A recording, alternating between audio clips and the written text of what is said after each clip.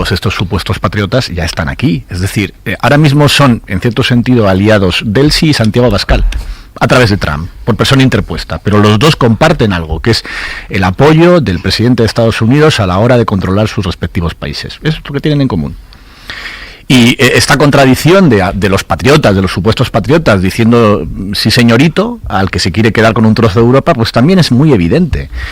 Y luego a mí ya, más allá de la extrema derecha y aterrizando en España, me sorprende el silencio vergonzoso del Partido Popular, que debería explicar a los españoles, ante esto que tenemos delante, ¿qué proponen? ¿Subir el 5% el gasto militar? ¿Recortando las pensiones, por ejemplo? ¿O cómo lo vas a hacer? Porque es un 3% que te falta de dinero público. ¿O cómo lo vas a hacer con Donald Trump con el tema de Groenlandia? ¿Vas a permitir tú, Partido Popular Europeo o español, vas a permitir que se quede con un trozo de Europa? Aunque sea un trozo muy peculiar, porque hay que recordar también que Dinamarca, en fin, aquello no lo hizo bien. Es un país que en Groenlandia esterilizó de manera forzosa a niñas para intentar desplazar a la población originaria de ese territorio. En fin, que hizo unas cosas coloniales ya en el siglo XX, no en el XIX, bastante impresentables allí. Pero claro, ¿qué posición tiene y qué propuesta tiene la derecha y la extrema derecha europea ante este escenario que van a contarnos? Más allá de decir que lo importante es que hay que hablar de Ábalos y de la corrupción, que sí hay que hablar de Ábalos y de la corrupción, pero de esto no hay que decir nada, no tienen nada que decir. La postura del PP, porque lo comentaba antes ya, el PP de momento lo que hizo ayer fue criticar la presencia de Pedro Sánchez en esa reunión en la que se abordaban temas importantísimos sobre el futuro, no de España, sino del mundo entero, y criticó que Pedro Sánchez estuviera ahí, rodeado de líderes internacionales, en lugar de estar en la Pascua Militar que se celebraba aquí en Madrid, donde hay discurso del rey y, bueno, lo que pasa todos los años en la Pascua Militar, y como decía Edu, puede estar bien representado el gobierno por parte de la ministra de Defensa, Margarita Robles. Julia Molina, buenos días. ¿Qué tal, Ángels? Buenos días. La reacción que tuvo ayer el Partido Popular criticando esa ausencia de Pedro Sánchez en la Pascua Militar, lo que deja en evidencia una vez más es el interés que tiene el Partido Popular en empezar 2026 de la misma manera que terminó 2025, es decir, tratando de desgastar al gobierno, y sobre todo quiere seguir con los casos de corrupción que afectan al exministro Ábalos, a quien ha llamado para que comparezca mañana en la Comisión Koldo del Senado, aunque depende de si hay autorización o no hay por parte del Supremo. Sí, en el PP no quieren mover la conversación hacia un tema internacional como la paz de Ucrania, donde sienten que Sánchez se ve más cómodo. Quieren seguir centrando toda la atención en la corrupción, y que esta semana de lo que se hable sea de esa comparecencia de Ábalos en la Comisión de Investigación del caso Koldo en el Senado, una citación que ha forzado el PP con su mayoría absoluta y que, como dices, a menos de 24 horas todavía no tiene la autorización del Supremo. Preguntados por esta posibilidad de que España envíe tropas de paz a Ucrania, la respuesta que dan desde el PP es que ayer era el día de honrar al ejército. Este martes Feijóo en sus redes sociales le afeaba a Sánchez haber cambiado la Pascua Militar por la reunión en París junto al resto de líderes europeos, incluso después de conocer que en esa reunión se ha estado negociando el proceso de paz para Ucrania. En Génova mantenían que Sánchez debería haber estado acompañando al rey y al ejército y no con los presidentes europeos y con el secretario general en la OTAN. En el PP sostienen que el anuncio de la hipotética misión militar de paz es una nueva cortina de humo creada por el gobierno. Nosotros no vamos a ayudar a Sánchez a poner el foco fuera de España, dicen fuentes del partido, que también señalan que el presidente debería centrarse en los problemas internos y que defienden que el Ejecutivo está usando Ucrania en estos momentos para su propio beneficio. Julia, gracias. A vosotros. Hasta luego. Elisa, bueno, yo del Partido Popular ya la verdad es que no espero mucho más, porque es la respuesta habitual, es la respuesta a modo. Todos son cortinas de humo, aunque la integridad europea está en juego, aunque se haya violado todo derecho internacional con la entrada en un país para llevarse a un presidente, pero bueno, todo queda supeditado a la corrupción aquí en España y a los temas domésticos. Nosotros cuando llegue, tenemos derecho a saber qué haría el PP si llegara. Desde luego, lo he reivindicado desde el primer momento, pero claro, ahí está la situación del PP. Yo veo muy difícil que el PP pueda explicar a sus socios europeos que aquí, por cuestiones de política interna, se pone en contra de una política fundamental, no del PP europeo, de Europa. Porque además hablamos de fuerzas de paz para ayudar a que ese país pueda recuperarse. Pero claro, es que, en fin, la posición de Feijóo en tantos asuntos es tan vaga. Todo lo que no sea decir que se vayan los corruptos del gobierno, ¿en qué consiste? Porque yo quiero conocer, no ya qué hará con el presupuesto de inversión en defensa, si lo va a subir al 5 o no lo va a subir al 5, que para mí es una cosa bastante importante, porque hay que explicar después de dónde sale el dinero, y no puedes decir que es recortando en asesores. Pero simplemente qué va a hacer con cualquiera otro de los asuntos que están sobre la mesa. ¿Cuál es su plan, por ejemplo, para la financiación autonómica, que también concierne al Partido Popular? ¿Qué va a hacer con la ley del suelo? ¿Va a permitir que siga existiendo esta ley del suelo que permite bloquear cualquier ampliación de terreno urbanizable en cualquier ayuntamiento con que lo pida un constructor pirata que le interesa porque tiene pisos ya construidos? ¿Qué es lo que ocurre en la actualidad? ¿Qué va a hacer con tantas cosas? Porque hasta ahora sabemos lo que no va a hacer, es apoyar al gobierno en cualquier cosa. Vale, muy bien. ¿Y su plan? Después, ¿cuál es? Algo tan vago como decir que vas a bajar impuestos y que vas a recortar en asesores, pero que vas a mantener el gasto público. No se sabe muy bien con qué angelito venido del cielo, porque no hay manera de hacerlo todo a la vez. Pero además hay una cosa, ¿quién está ahora al frente, al mando? Vimos a Delcy Rodríguez jurando el cargo de presidenta con la sensación, Ignacio, de que quien se ha quedado ahí a contrapié o colgado a la brocha es la oposición venezolana, es María Corina Machado, es Edmundo González, que fue quien ganó las elecciones, y por consecuencia quien se queda colgado a la brocha aquí en España es el Partido Popular. Sí, exactamente, porque al final el Partido Popular fue el primero en aplaudir esta operación, diciendo que llegaba la democracia a Venezuela y que era el primer paso hacia la democracia, y está resultando todo lo contrario. Porque a Trump no le interesa la democracia. Pero vamos a ver, que Trump se hizo una rueda de prensa con el rey saudí que trocea periodistas diciendo no le pregunten por cosas incómodas. El interés de Trump por los derechos humanos y por la democracia es nulo, no los defiende en su propio país, los va a defender fuera. Es decir, es que es evidente que no había ningún plan, desde el principio había ningún interés de que aquello fuese una democracia. Estados Unidos quiere vasallos, no quiere democracias alrededor. Y una dictadura es un vasallo mucho mejor, porque no tiene un contrapeso ciudadano interno a la hora de cuestionar por qué hay que entregar 30 o 50 millones de barriles de petróleo a Estados Unidos. Mejor, mucho mejor una dictadura. Pues ya no nos vale esta, pues nos vale esta. Y luego, lo que decía antes, esta contradicción en la cual ahora mismo son igual de aliados a través de Trump Abascal y Delcy Rodríguez. Y esto, y por consecuencia también el propio Partido Popular, que es el que está también defendiendo o poniéndose de perfil de manera diaria con todo el tema de Trump, diciendo que había que plantearse que es eso de retar a Estados Unidos. ¿Cuál es la alternativa? ¿Decirle que sí a todo? ¿Recortar las pensiones para subir el gasto de defensa al 5%? Yo creo que la situación, la manera tan cruel y en fin, y tan obscena con la que Donald Trump se manifiesta cada día, a los primeros que desnudan es a toda la derecha que estaba haciendo discursos de la democracia en Venezuela, cuando en realidad esto siempre fue de petróleo, igual que con Irak, con la diferencia de que entonces sí contaban todos muy serios que no, esto era para llevar la democracia a Oriente Medio. Edu.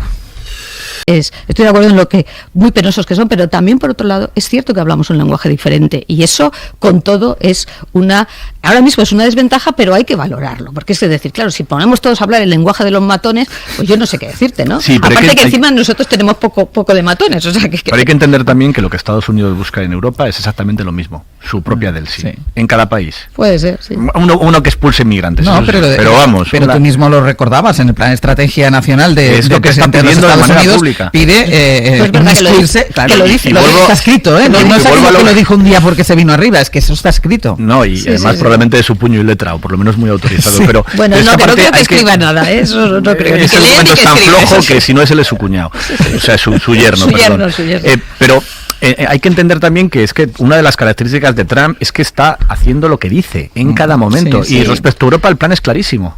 Para frenar, como dice, la decadencia de Europa, siempre por el interés estadounidense. Aquí hace falta que gobierne un PT en cada país. Dejadme que cuente cuáles pueden ser las consecuencias y cerramos así el tema de Venezuela. Muy significativo, algo que hemos escuchado de las últimas horas de Donald Trump, cuando se ha reído de Venezuela, de los venezolanos, de la cúpula de Venezuela, de Maduro, pero es que resulta que en esas declaraciones que ha hecho en estas últimas horas se ha reído también de Emmanuel Macron. Escuchen. Prescription drug prices by 200% or whatever. I would love to do it, be such an honor. Whatever you want, Donald. Le imitaba mofándose, diciendo que Macron, que el presidente de Francia, le había rogado que no se enterara la población de que cedía ante el mandatario norteamericano, de que cedía ante Donald Trump en una negociación sobre medicamentos. Y así le imitaba, ¿no? Cuando le decía, por favor, Donald, será un honor servirte. Era la manera que tenía de burlarse de alguien que se inclinaba ante Donald Trump. Elisa. Sí, bueno, era lo que estábamos hablando antes, ¿no? Del peloteo y de la sumisión y claro que encima, pues este señor se ríe de ti. Pero yo quería volver sobre una cosa que habíais comentado antes, yo creo que ha sido Ignacio, el tema del fomento de la ultraderecha como aliados, digamos, de Trump. Pero claro, este tema de la soberanía popular me parece muy interesante porque ya vimos el otro día a Le Pen diciendo, oiga, ¿qué es esto, no? Con respecto a Venezuela. Claro, si tú te metes en Groenlandia, yo creo que esa alianza la va a tener un poquito complicada porque, hombre, si hay algo que yo creo que alguien de ultraderecha no puede permitir es el tema de una soberanía popular, no digo ya fuera de nuestra frontera, sino de la Unión Europea, sino dentro, ¿no? No digo que esto lo tenga en cuenta Trump en absoluto, es obvio que no lo tiene en cuenta, pero sí me parece algo que puede ser interesante de cara al futuro en el sentido de pensar que esa alianza que tú tienes de forma natural por los valores, la ideología, etcétera, se puede mantener frente a un ataque a un territorio de la Unión Europea, simplemente por comentario. Y luego otra cosa que creo que ha dicho Ignacio y que es muy, muy interesante es efectivamente el orden internacional sí ha funcionado para los países de la Unión Europea. Ha funcionado, entre otras cosas, porque estaba respaldado, digamos, por la principal potencia que era Estados Unidos, y nos acordamos, por ejemplo, de la guerra de Yugoslavia, que tuvieron que venir aquí a sacarnos las castañas del fuego, todas las violaciones del derecho internacional, al final terminan en el Tribunal Penal Internacional, y eso es posible porque efectivamente para la Unión Europea, como has dicho muy bien, esas reglas sí funcionaban, porque esas reglas estaban respaldadas por un aliado que podía hacerlas valer, ¿no? Y eso no ha pasado en todos los casos, como bien sabemos, sobre todo en algunos casos de países del tercer mundo, cuando los intereses de Estados Unidos iban por otra parte. Pero yo creo que todo eso conviene tenerlo en cuenta para darnos cuenta de hasta qué punto el hecho de que Estados Unidos ya no es un aliado, sino que es un potencial agresor, cambia absolutamente todas las reglas y desde luego para la Unión Europea de una forma dramática que yo creo que todavía no estamos siendo capaces o no están siendo capaces de visualizarlo y de responder. Y por último, con respecto a lo que decía Edu también, de la necesidad de, digamos, una respuesta de algún tipo militar, yo lo único que digo son los tiempos, ¿no? Los tiempos son muy cortos por lo que estamos viendo y para eso se necesita, aparte de mucho consenso, voluntad política, se necesita tiempo para montarlo y para tenerlo, ¿no? Y yo no sé si vamos a tener ese tiempo y esa capacidad, y ojalá que me equivoque. Aquí, porque con los ecos del éxito para él, de la operación en Venezuela, con ese rapto del presidente del país, de Nicolás Maduro, quiere ir más allá, no tiene freno las ambiciones del presidente Donald Trump y ahora marca como objetivo Groenlandia, o compra o incluso no descarta intervención militar. Y tú decías esta mañana en las claves, Ignacio, que no hace ni un año, es un año, el 20, se cumple el 20 sí. Tomó posesión de la Casa Blanca Donald Trump y tiene el mundo patas arriba. Y le quedan 3 años de mandato. Bueno, si pretende que sea solo uno, porque eso también está en duda, y sus partidarios ya juguetean con la idea de volver a repetir en contra de la Constitución. Pero aquí yo creo que en el éxito bajo la óptica de Trump de la operación contra Maduro del sábado también fue que desde Europa la mayor parte de los países europeos se pusieran de perfil. Porque es cierto que Nicolás Maduro era un dictador, es cierto que Nicolás Maduro había perdido y amañado las elecciones últimas en las que de manera burda no entregó las mínimas garantías democráticas del recuento. Todo eso es cierto, pero es cierto también que era una violación clara del derecho internacional y que la mayor parte de los países de Europa se pusieron de perfil y que eso envalentonó a Trump, que es lo que pasa siempre. Cada vez que Trump se salta un límite y mira qué pasa, si ve que sigue habiendo espacio, pues sigue adelante, que es lo que estaba ocurriendo ahora con lo de Groenlandia. En mi opinión, no hubiésemos tenido este discurso sobre Groenlandia ni esta situación sobre la mesa hoy de manera tan obvia, de no ser por la respuesta internacional que recibió lo que hizo el otro día, que no es que sea la política de Kissinger de propiciar golpes de Estado en Chile, que es lo que tradicionalmente ha hecho Estados Unidos a lo largo del último siglo. Era directamente la diplomacia de las cañoneras enfrente de la capital, diciendo o te quitas o haces lo que yo y me entregas toda tu riqueza o te vuelo la cabeza, que es como está funcionando Trump. Y claro, ahí es verdad que no todos los países europeos lo hicieron igual, porque a mí me pareció que fue una buena posición lo que hizo el gobierno de España, aliándose con países latinoamericanos y no con países europeos a la hora de denunciar lo que era evidente, que es que por mucho que Nicolás Maduro sea un dirigente no democrático, tú no tienes derecho a entrar allí con las fuerzas en una operación encubierta y secuestrarlos sin ningún tipo de mandato, diciendo que es que te lo pide un juez de Estados Unidos. Eso evidentemente es un disparate que tenía que haberse denunciado de manera evidente. Y ahora con lo de Groenlandia, pues hay que asumir que Trump siempre dice lo que piensa, es decir, que no es una fanfarronería, no es algo que suelte para que no, que está sobre la mesa y que además lo quiere hacer y que ha llegado a la conclusión de que puede hacerlo, porque él percibe el mundo internacional como una cuestión de débiles y fuertes, y él es fuerte y Europa es débil y ya está, y no hay nada más que hablar, o por las buenas o por las malas, o me lo vendes o me lo quedo. Lo que dicen mis compañeros, que está claro que una vez que desaparece o está desapareciendo ese orden internacional, que desde luego era muy mejorable, que a veces era muy injusto, que a veces, digamos, los países poderosos no estaban sujetos a él, pero era mejor que nada, ¿no? Porque es que esto siempre dices, claro, esto es como lo mejor es enemigo de lo bueno. Teníamos esto, había unas reglas que evidentemente a veces no se aplicaban. Evidentemente, en el caso de Venezuela, la comunidad internacional no fue capaz en absoluto de revertir la situación, ya lo habéis contado, una dictadura, unas elecciones amañadas, todo eso es verdad, pero con todo es mejor que no tener reglas. Y ahora nos vamos a un mundo donde no hay reglas y, como bien habéis dicho, los poderosos imponen su voluntad. Pero claro, la diferencia que yo creo que es que a mí por lo menos es lo que más me choca, es que Estados Unidos supuestamente es una democracia. No lo podemos comparar con la Rusia de Putin, no lo podemos comparar con China, donde evidentemente las reglas internas son diferentes. A mí lo que me llama mucho la atención es que en este caso también no solo pateas el derecho internacional, la ONU, lo que quieras, sino que también tu propio derecho interno, que esto yo creo que es importante de cara a entender lo que está ocurriendo. Yo, por lo que he leído, tampoco hay ninguna norma de derecho interno, ya más allá de que esto sea una guerra, no sea una guerra, una acción militar, es que no hay normas que te permitan hacer esto. Yo creo que esto es importante también, ¿no? No perder esa perspectiva interna donde este señor es que realmente está haciendo lo que quiere, sin contrapesos, sin límites, etcétera. Y también quería apuntar, y estoy de acuerdo con lo que dice Ignacio, que yo he leído esta mañana además, que me ha hecho gracia, ¿no? Un analista americano que dice es que con Trump o te plantas o le peloteas. Es que no hay otra forma digamos, de lidiar con él. Claro, en la Unión Europea, estoy de acuerdo con Ignacio, cualquier reacción de este tipo, moderadita, ¿no? Bueno, ya veremos, tal, es una señal clarísima de debilidad. Digo, oiga, ¿por qué no Groenlandia? Con una fórmula o con otra, ¿no? Comentábamos antes, bueno, pues comprarse Groenlandia, pues a lo mejor no es tan caro, yo qué sé. Y sobre todo lo que está claro es que la Unión Europea no tiene la capacidad real de defender Groenlandia. Nos pongamos como nos pongamos, puedes hablar del derecho internacional, puedes hablar de la OTAN, que efectivamente la revientas también, pero eso es la realidad. Y yo creo que los términos en que él concibe el mundo y la gente que está alrededor de él, que creo que es muy importante, es una lucha de poder. Y aquí está claro que unos pueden y otros no pueden. Como también leía el otro día, ¿por qué Trump hace esas cosas? Porque puede. Porque le dejan, pero puede. Yo no estoy de acuerdo en que Europa no tenga margen de maniobra. No tiene Europa. Ojalá que lo tenga. Si sigue siendo incapaz de ponerse de acuerdo para decisiones muy básicas. Si actuase con una sola voz, claro que tiene poder. Pero además de actuar con una sola voz, ¿cómo te opones de verdad? Pues como lo hace Canadá, por poner un ejemplo, como lo ha hecho Brasil. Pero en la práctica, digo. Pues exactamente así, diciendo esto no, y como es no, y entonces tú quieres subir aranceles, yo también. Vale, eso es oponerse, y eso es lo que han hecho otros países que han conseguido negociaciones con Trump. Porque es el único lenguaje que entiende, no hay otro. No hablo de mandar allí bombarderos. No me refiero a fuerza militar, pero Europa tiene muchísima fuerza económica.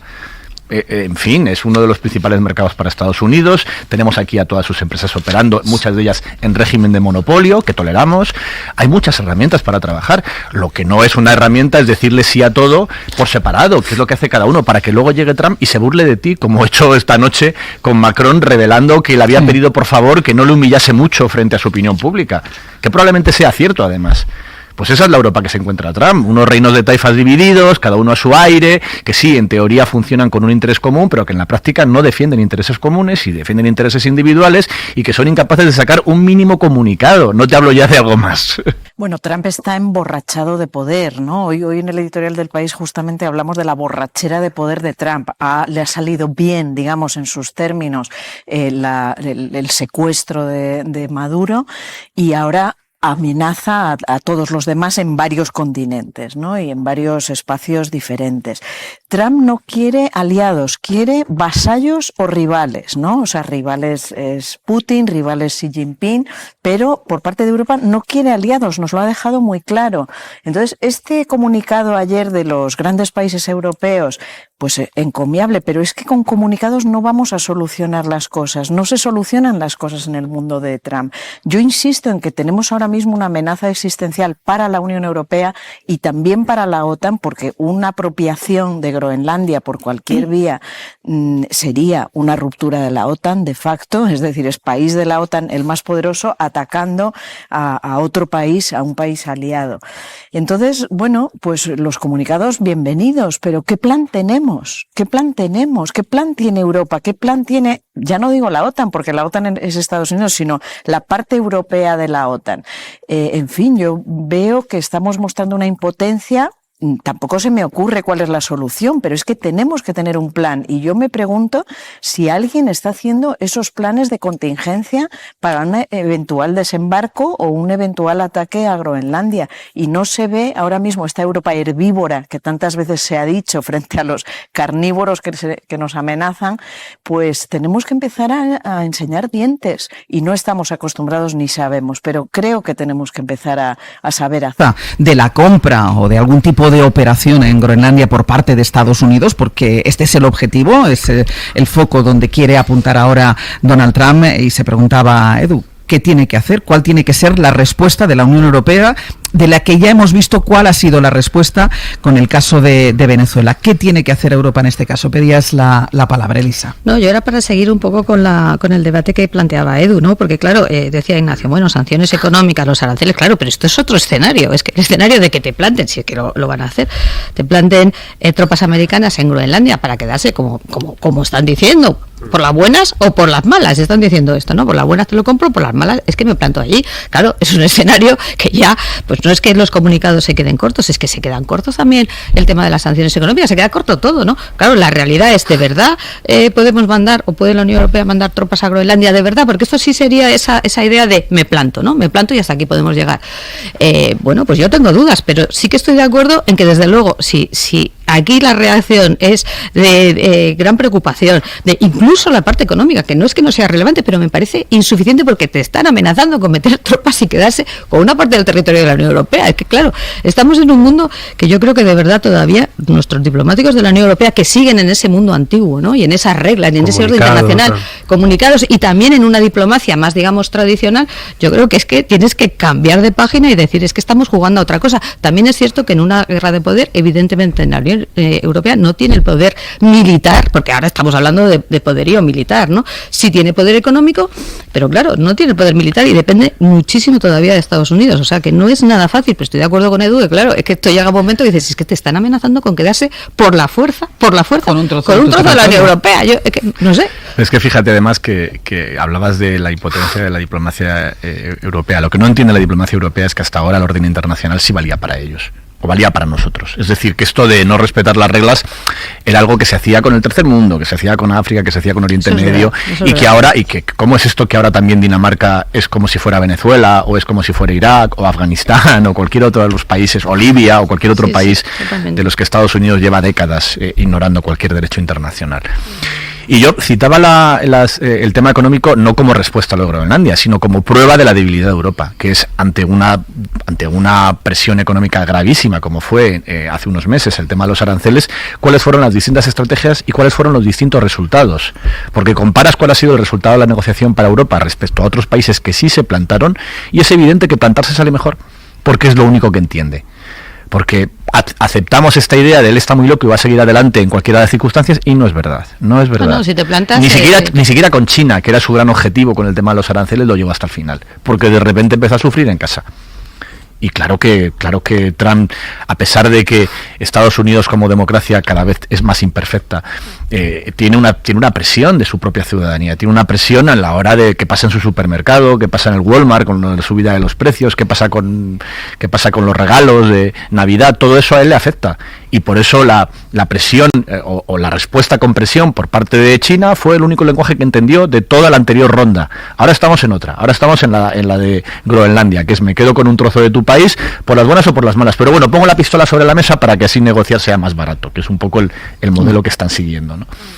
Pero es que también hay que entender que aparte de eso, lo que dijo Trump hace muy poquito fue que va a intervenir directamente en las elecciones europeas país por país para apoyar a la extrema derecha, que es otra que también hemos pasado por alto como lo más normal del mundo. Estrategia nacional. ¿Y cómo lo hacen? Pues muy sencillo, lo están haciendo con esas redes sociales que dejamos operar de manera impune aquí, haciendo cosas como desnudar a adolescentes con deepfakes, que es algo que solamente Francia y de manera muy tibia ha respondido mínimamente. Es decir, que es que la capacidad que tiene Trump de ir avanzando pasito a pasito y la incapacidad que tiene la Unión Europea de poner límites en ninguno de los frentes que se le plantean es enorme. enorme. El económico, el tecnológico, el militar, en todos. Que ha sido el propio Trump, desde el Air Force One, el que ha dicho necesitamos Groenlandia. Claro. Es decir, no es un exabrupto. Pero, acabamos de ver que Trump ha capturado a un presidente de un país y se lo ha llevado Pero porque a Nueva Donald York. Trump también sabe el valor de sus palabras. Donald Trump no se va a presentar, no va a ser una presidente por tercera ocasión, pero estoy segurísima que a lo largo de estos 2 o 3 años va a seguir diciéndolo porque sabe cuál es el efecto de las palabras. Cuando vuelva a decir, bueno, no lo sé, me lo estoy pensando, voy a ver si cambio tal, y de repente, pumba, tenemos que sale. ponernos en lo peor, porque Venezuela nos ha demostrado lo peor. Perdona, Jesús. Sí, no. Estabas queriendo hablar. No, yo estaba escuchando y estaba pensando ayer, no sé si seguisteis la alocución de Trump en directo que se emitió en el 24 horas de esta casa. Yo me reconozco absolutamente noqueado viendo a este señor, ¿no? Es decir, cualquiera que siguiera esa alocución, ver a alguien con ese narcisismo enfermizo, y además presumiendo de que es el presidente que más pruebas cognitivas se hace, nada menos, ¿no? Y culpando a Nancy Pelosi del asalto al Capitolio. Es decir, es un hombre que está fuera del planeta, ¿no? Vive otra realidad distinta. Pero es verdad que una cosa sí ha cumplido. Su prioridad es el interés económico. Es un hombre de negocios y de show televisivo. Y esos dos factores condicionan todo. Yo no sé si va a preferir ejercer de emperador del hemisferio, como también ha pretendido trasladar, o se centra en los intereses económicos, como claramente ha hecho con el golpe de Estado y el secuestro en Venezuela. Porque en Groenlandia, leo en la edición digital de The Economist, apuntan que la administración Trump está estudiando lo que llaman un pacto de libre asociación, como lo tiene Estados Unidos con otras islas y otros países pequeñitos y tal, que eso permitiría que fuera Estados Unidos, digamos, quien sustituyera a Dinamarca en la asistencia financiera y se hiciera con los recursos energéticos y de todo tipo y estratégicos que supone Groenlandia por su punto geográfico, ¿no? Yo no sé si esa es la prioridad, porque efectivamente estamos asistiendo a una cacofonía de quién es más agresivo a la hora de hablar de Groenlandia dentro de la administración Trump. Pero, bueno, todo esto también, aunque no fuera de manera militar, pero provocaría un problema, porque tendría que ser Groenlandia quien aceptara ese pacto de libre asociación y que Dinamarca lo admitiera. Intereses, no tiene principios. O sea, sus principios son sus intereses y está gobernando Estados Unidos como un empresario, como el empresario. Son los negocios, Bern. Exacto, sus intereses, a eso me refiero, a sus negocios, y es como está gobernando. Dices, no sabemos porque todavía está ocurriendo. Es decir, lo que estamos viviendo en Venezuela es un golpe de Estado, es una intervención exterior, pero un golpe interno también, porque si no, no habría sido posible. Es decir, con la traición de una persona no es suficiente para hacer lo que han hecho, ¿no? Y para hacer lo que se va a hacer. Hoy mismo, por ejemplo, conocemos informaciones de la división que se está produciendo en el chavismo. Tenemos por un lado a los hermanos Rodríguez, la presidenta Delcy y el presidente de la Asamblea Nacional, que efectivamente, como dices, Paloma, aunque mantengan esta retórica patriótica, Estados Unidos parece que les tiene atados y bien atados. Pero Diosdado Cabello y el ministro de Defensa, hay otros dos muy hombres fuertes del madurismo que no renuncian a esto, al madurismo, al chavismo. Cabello habla incluso de que la revolución bolivariana continúa. Exacto. Entonces, tenemos ahí dos bandos, el golpe no ha terminado y lo que posiblemente vamos a ver es más traiciones. No lo vamos a ver, pero nos va a llegar de alguna manera, es decir, está ocurriendo, esto está en marcha, no ha terminado todavía. Y bueno, lo que vemos sobre todo es eso, un Estados Unidos que fabricó la excusa de la droga para atacar, como ahora Jesús lo ha contado, ¿no? Como Estados Unidos está fabricando la excusa de que China y Rusia están dominando Groenlandia, son solo excusas para tener una política de defensa de sus intereses, del petróleo. En Mariano, el papel de la... digamos, cualquier transición hacia la democracia se tiene que hacer con gente del régimen anterior, con gente de dentro, si no es inviable, seamos claros. Dicho todo esto, yo soy muy cauteloso, soy, Berna, bastante escéptico con lo que yo creo que ese paralelismo es absolutamente inexistente, Mariano, perdona, es que aquí un señor, un tirano, o un señor que se está convirtiendo en dictador ha ido a secuestrar a otro tirano. No, aquí murió Franco en... No, pero yo no he dicho que el paralelismo sea el origen de lo que ocurre, he dicho que hay paralelismos con... No es una dirigente en el exilio. Perdóname. O sea, María Corina Machado no es una dirigente en el exilio. Edmundo González sí lo es, ¿no? Edmundo González se ha exiliado en España, pero María Corina es una señora que ha estado en Venezuela hasta que ha ido a buscar el Nobel y pensaba volver. Pero ella es venezolana y está en Venezuela escondida desde hace más de un año porque si no la meten en la cárcel. Edmundo González ha salido después de esa victoria en las urnas que hemos reconocido prácticamente todo el mundo democrático, ¿no? Entonces, quiero decir, no es una oposición en el exilio, es una oposición que estaba ahí y que escondida, pero estaba ahí, ¿no? Bueno, hay oposición venezolana en el exilio, vamos, creo que no es... Sí, pero quiero decir, esta se ha fajado ahí, esta oposición claro. Se ha presentado a elecciones ahí. En ese sentido tampoco compro el paralelismo con España. Ha habido...